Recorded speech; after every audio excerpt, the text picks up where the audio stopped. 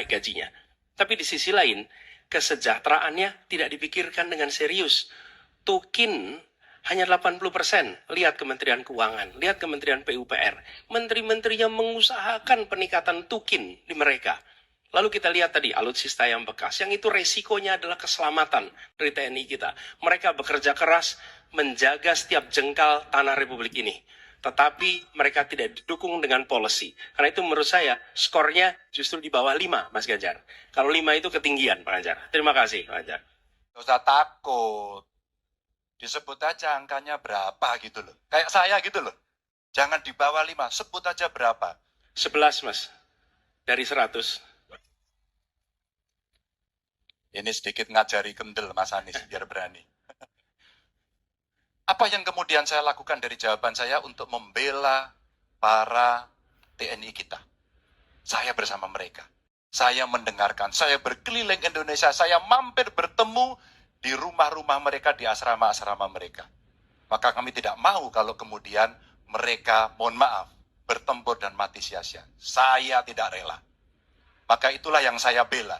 Maka perencanaan bottom up itu betul-betul sebuah perencanaan yang mereka inginkan, mereka harapkan, dan mereka bisa menggunakan dengan sangat efektif.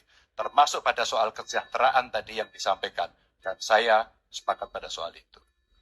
Yang lalu calon wakil presiden Bapak menyampaikan bahwa negara kita tidak dalam keadaan perang, sehingga untuk apa kita harus beli alat-alat perang. Tapi hari ini Bapak mengatakan Bapak setuju dengan kenaikan anggaran 1-2%. Jadi itu saya minta ketegasan. Yang kedua, ya sekali lagi data-data yang Bapak pegang adalah keliru, dan juga Pak Ganjar tadi juga banyak kelirunya. Saya sangat transparan, dan semua partai yang mengusung Bapak, Profesor Anies, mendukung APBN, berarti mendukung program saya. Termasuk PDIP di Komisi 1. Jadi kita butuh pertahanan yang sesuai dengan ancaman nyata yang ada di depan kita. Ancaman ini dirasakan oleh siapa? Dirasakan bukan saja di dalam batas-batas teritorial, tapi juga di keluarga.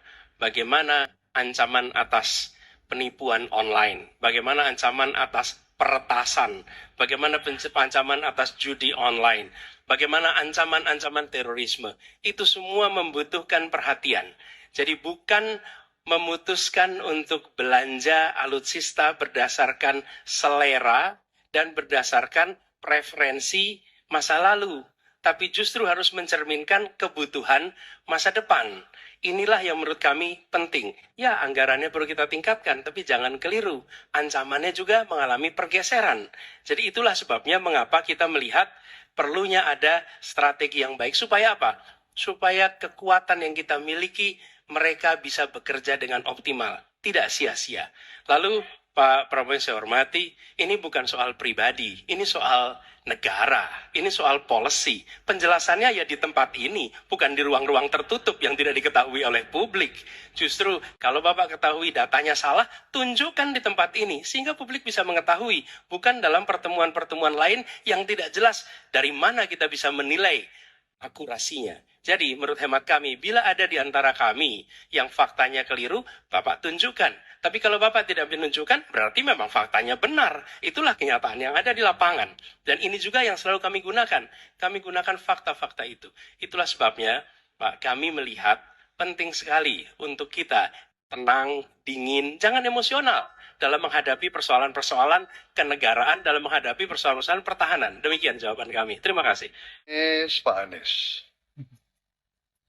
saya tidak bicara tertutup, saya bicara di Dewan Perwakilan Rakyat Komisi 1, di mana semua partai yang mengusung Bapak hadir dan menyetujui yang saya ajukan.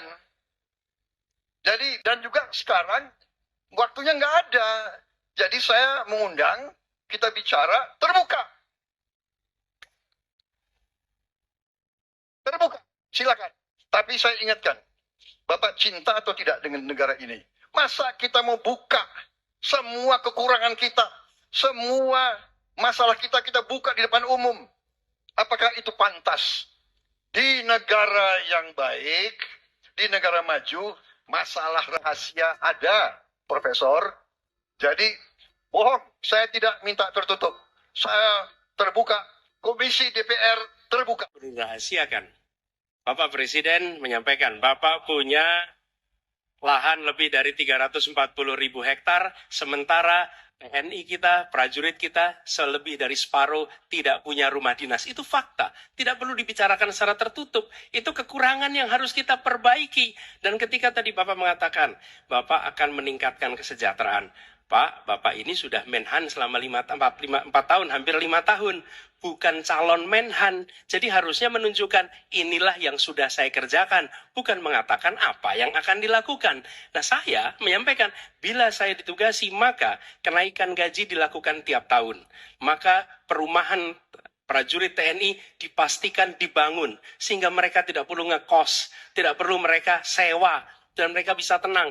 Mereka diminta mempertahankan setiap jengkal, tapi kita tidak memberikan tempat tinggal bagi mereka berdinas. Itu tidak benar, itu harus dikoreksi.